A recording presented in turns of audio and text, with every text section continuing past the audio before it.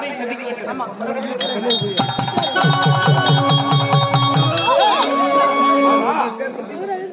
என் மகன் அப்பா, உனக்கு அன்பு மகன் மூத்த மகன் இந்த தத்துவன் வணங்குகிறேன்.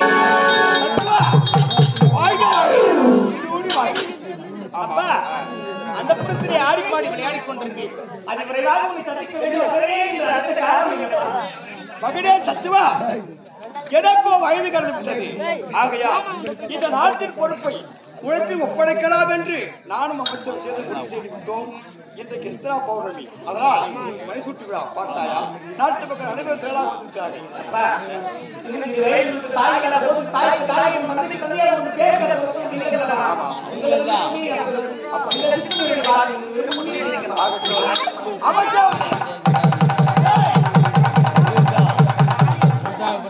மன்னர் அவர்களே,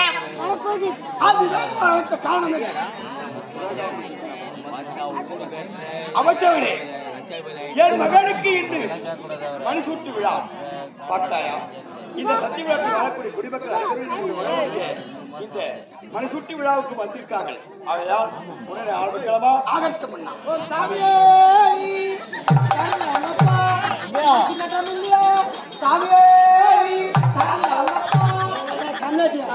சித்திர விசுக போறப்போ என்ன சாமி மல்ல போய் ஓம் சாமியே சாமி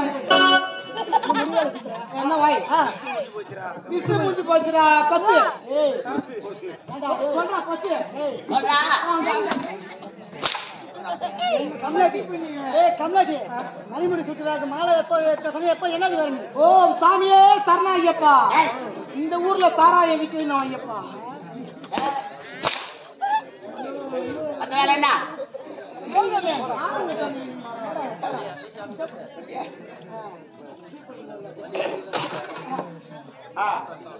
அமைச்சர்களே, ஆரம்பிக்கலாம் விழாவை. ஆகட்டும் பண்ணா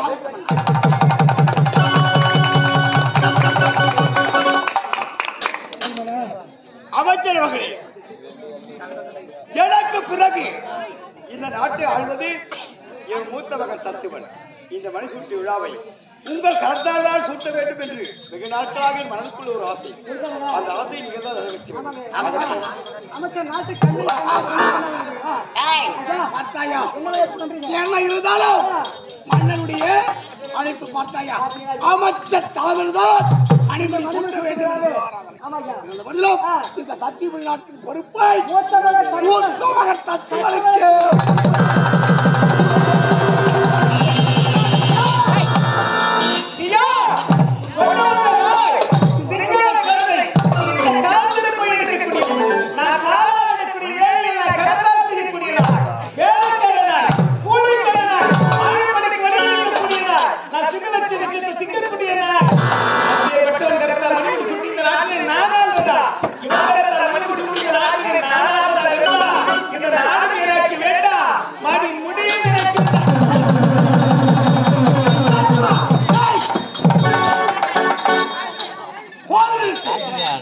யாரை பார்த்து என்ன வார்த்தை கூறுகிறார்? நம்முடைய அமைச்சர், நம்முடைய அமைச்சருடைய கருத்தாரை வழிமுடி சுற்றினார். இப்படி 1000 பேர் கூடி அவையிலே அன்னவரை அவதூறாக பேசியது மன்னிக்க முடியாத குற்றம். குற்றமே அமைச்சர் விசக்கூடியவர்களே, என் மகனோ சின்னம் சிறியவன், இன்னும் உலக அனுபவம் தெரியாதவன்.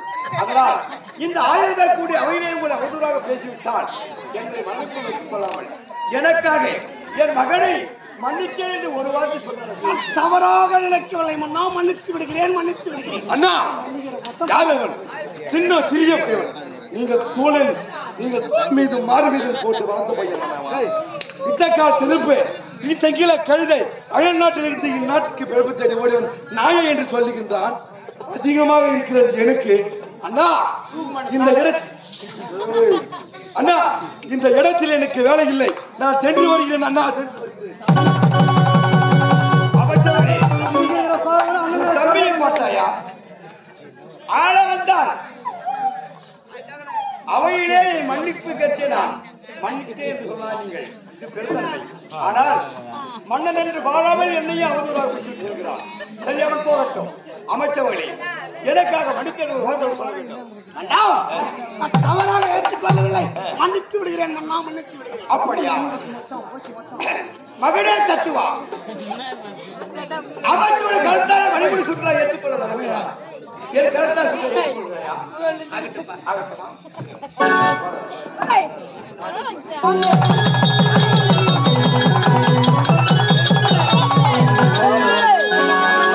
எனக்கு பிறகு இந்த சத்தியவராற்றின் மன்னர் என் மூத்த மகன் தத்துவர்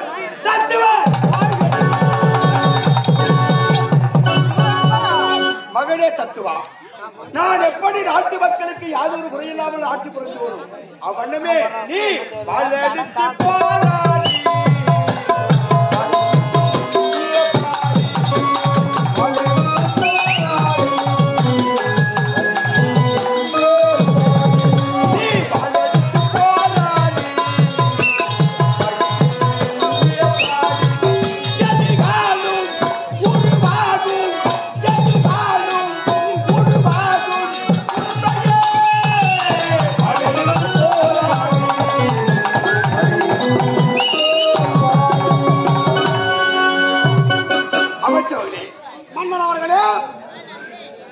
போன பிறவியில நான் என்ன பாவம் செய்தோனோ, என் 3 செல்வங்கள் பிறந்த பிறகு என்னுடைய மனைவி சத்தியாவதி என்னையும் இந்த மண்ணையும் என் மக்களை விட்டு அகாலமாக ஆகையால் நான் பல புண்ணிய செலவு செல்லக்கூடிய காசி யாத்திரை சென்று என் கருமத்தை எல்லாம் துளைத்து விட்டு வருவதை என் பிள்ளையோடு என் மகனோடு இந்த நாட்டை கொண்டு சர்வ ஜாக்கிரதையாக பாதுகாக்க வேண்டும்.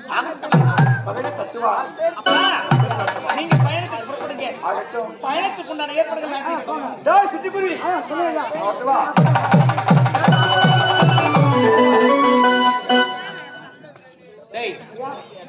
அமைச்சரி கோபமா தவறாக ஏற்றுக்கொள்ளவில்லை. இளவரசர் அவர்களே, மன்னிப்பதுதான் மனித குணம் என்று விളിப்பார்கள். மன்னிக்க தெரியாதவங்க நிறுவனம் சொல்லுவாங்க. மனிதராக இருப்பதனால எங்க அப்பா அது மட்டும் கிடையாது. எத்தனை வார்த்தைகள் நான் தூசித்த பெரும் பரவாயில்ல, நான் தவறு நினைக்கலன்னு சொல்றது பத்தியா? இப்படிப்பட்ட பெருந்தகை யாருக்கு வரும்? அமைச்சரே, உங்களை தூசித்து பேசுவது போல் பேசி என் தந்தையின் காரத்தால் மணிமூடி சுட்ட வைக்கிறேனே தவிர உண்மையிலே உங்கள் மீது தனிப்பட்ட விருப்பம் வெறுப்பம் எதுவுமே கிடையாது. அப்படி நான் பேசியது உங்களது மனது புண்படும்படி ஏதாவது பேசியிருந்தால் நடந்திருந்தால் தயவு செய்து என்னை மன்னித்து விடுங்கள். இளவரசர் அவர்களே, நீங்கள் யார்? சின்னஞ்சிறு குழந்தை. உலக தெரியாது, புரியாது. ஆகையால் சின்னஞ்சிறு வயதிலிருந்து அன்று நாள் முதல் இன்று நாள் வரை ஊற்றி வளர்த்தே அமிர்தத்தை அள்ளி ஊற்றி. ஆகையால் மீது எனக்கு என்ன கோபம் எனக்கு கோபம் என்பது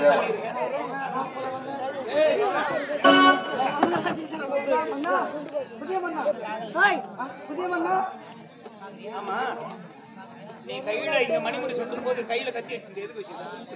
நான் கத்தி வச்சிருந்தேன். எங்க வச்சிருந்தேன்?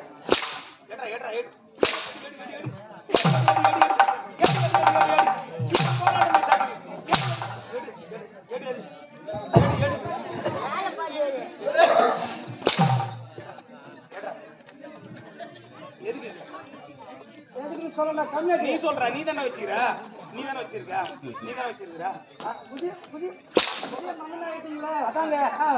நீங்க மன்னர் ஆயிட்டீங்கல்ல, அந்த கத்தியில ஆட்டை வெட்டுறதா இல்ல கோழி அறுக்கத்தானே பேசிக்கிறோம் நாங்க. கோழி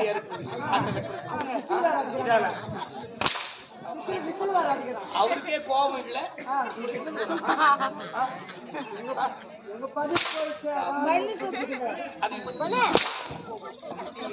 இனி இந்த நாட்டுல உங்களை பார்க்கவே எப்பெல்லாம் திரும்புறீங்களா அப்பெல்லாம்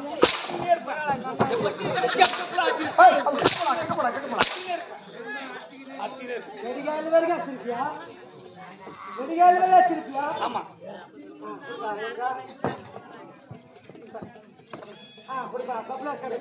ஆமா, உள்ள வந்து கொடுத்தா வாங்கினேன்.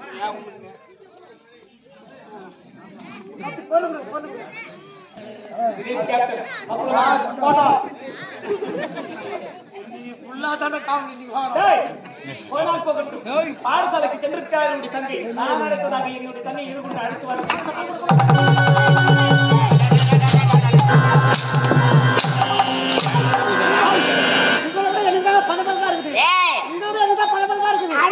இளவரசர் பதவி பெற்று விட்டோம் என்று ஆடுவத்தோடு பேசினார். சமம் என்று உரைத்தார்.